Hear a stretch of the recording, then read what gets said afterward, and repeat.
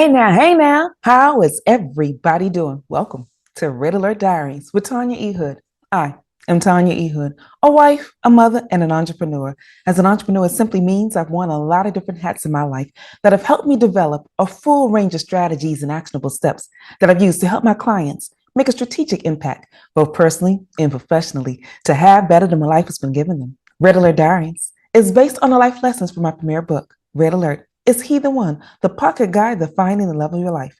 Now, if you read my book, then you already know that I got married at 21. And after 11 years of marriage, I found myself going through a divorce, having to raise my two sons alone. To reset my life and survive my divorce, I took the time I needed to get to know me better, which opened me up to new love again. So now I'm in a new marriage to the love of my life and my best friend, which just proves there is life after divorce. On this podcast, we have conversations that's real talk, marriage, divorce, money, and legacy. And I want you to join me on the journey. Today, I want to have a conversation about parenting in the middle of the chaos. So, when I was going through trying to figure out how to do this parenting thing alone, it dawned on me that there are some pieces that I already knew because you're not starting from ground zero. There are things that you're already mindful of that you want to have in place for your kids. Assess what that looks like and be reasonable with yourself. Can you do it? And if you aren't able to do it and you still need someone else to support you in that journey, start creating your personal village. Your personal village of support, your personal village of encouragement, your personal village of individuals that will be there to help you through this.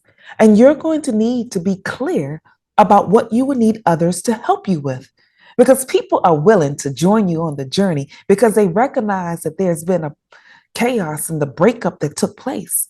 But what they don't know is where do you really need their help? So I want you to do this. List out some things that you really need support in. Those things that your ex often did, because I finally took the time, because initially, y'all, I didn't do this. I had to grow into this. So if you can learn from my hot mess, you won't end up in a hot place so that you can get what you need now to support you to your best position. The ex did a lot of the cooking because our schedules didn't allow me, well, my schedule didn't allow me the opportunity to do the early morning breakfast like I really wanted the kids to have the hot breakfast. Me, it was going to have to be cereal or throwing waffles, frozen waffles inside of the toaster. That was the level of time period that I had. But he went to work a little bit later, but we had structured our lives like that. You see, while you were married or with that other individual, you created some conveniences. We structured our lives so that he was home with the boys in the morning so that they could have somebody that can fix them the hot breakfast because both of us wanted that.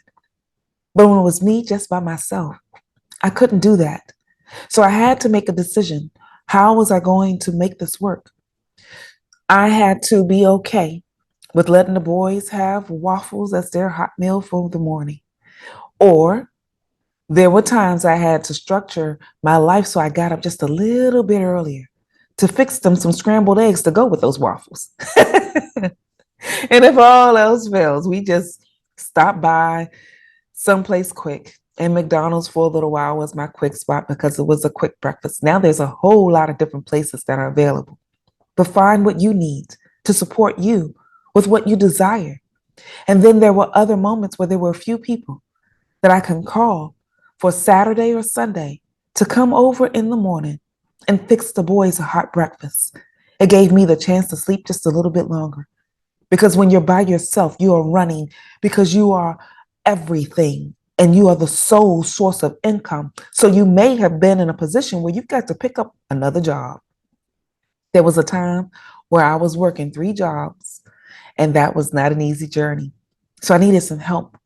And then when I was able to revamp what I thought I needed financially, it gave me the thought process. I still needed to do 2 jobs because it still took 2 incomes because I did not make enough on my full-time job. So what I did, and while I was working my 9 to 5, and those of you that have been listening have heard elements of this, I maximized what I did on my 5 to 9. So I had to do a little bit more, find something in the evening that gave me a little more flexibility to get extra income without compromising the time I wanted to spend with my kids. Because I had the part-time job that decided when things started going a little awry that they would just call me in. I thought that we had an established schedule for that part-time job. And then they decided, well, if you still want to work here, then we need you to come in at this time. And I was not supportive of me because it tapped into the moments that I had set aside to be with my babies. Because I let the boys know, mommy's got to do this during this time. And on these days, we would do X, Y, and Z. Well, the job wanted to tap into the days that I had made certain I told my kids I would be there. And because I knew I wanted to be present with them more than I was trying to create the financial platform that I wanted to make them stable. So I had to transition some things. There were some places that I could no longer go. There were some things I could no longer do because I wanted to be there for my babies and not let the job decide to take me out of my element. So I started doing more of what I needed on my 5 to 9 for Tanya and found a flexible space where I could be a consultant. So I found me a job that allowed me to create my own schedule. And I worked that schedule to make as much money as I could when I could. And if it wasn't, I created a lifestyle that kept me stable so I can be with my babies. So, yes, they were things that I couldn't buy for them, but I learned how to be very creative. Your children aren't looking so much for the things that you can get them. Most of the time, and especially coming on the heels of your divorce, they're looking for time with you. They would rather have you with them in a cardboard box if that's what it takes. Don't go there because I remember the moments where I was almost homeless and that was about to be my journey. But the house that we lived in, the kids didn't like initially because it wasn't what they were used to. But that little 3 bedroom, 1.5 bath in unit townhouse was something that kept me stable. It was a home that I knew that I could afford. And if I got down to the bare minimum, I could still keep the lights on, keep food in the house, and keep a roof over their head and be okay. And when I finally had the opportunity to reposition myself financially, because I still worked on enhancing what I could do in my 9 to 5, because the consulting thing, I was okay with it, but I was not the greatest to make it a full-time position to bring in extra money because it required more of me than I could give. I wanted to give more to my kids than I did to making those material things. So that 3.5 bedroom, 1.5 bath townhouse was our little sanctuary. Wasn't what they were used to, but they knew this place is where we can spend time together and let's make the most out of it. So I found out how creative I could be because there was a time Tanya used to be creative. So in the middle of me rediscovering elements of myself, I tapped back into my creativity.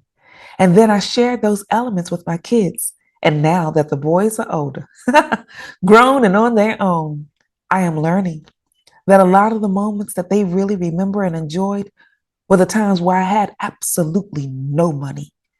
And I started creating fun activities from everyday household things, like using the toilet paper roll to make cars. That was a fun experience because I couldn't afford to buy them cars. So we decided to make them. And they had fun doing that.